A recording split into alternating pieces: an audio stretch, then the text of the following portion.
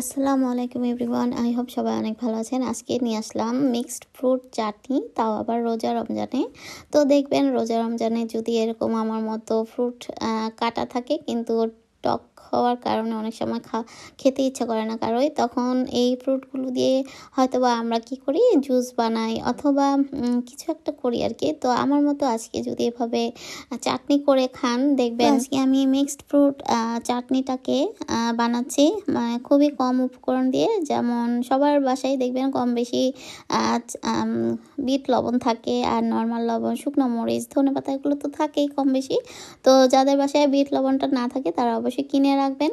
আর এটা দিয়ে যে কোনো জিনিস মানে চাটনি টাইপের বা ভর্তা বানিয়ে খেতে পারবেন ঝটপট, আর খেতেও খুবই সুস্বাদু। তো আমার ভর্তা দেখে কার কার জিভে পানি আসছে অবশ্যই কমেন্টস করে জানাবেন। তো আর কেন দেরি, তো আপনাদের বাসায় যার যার ফল আছে তারা এভাবে বানিয়ে খেয়ে ফেলুন। তো আজ এ পর্যন্তই।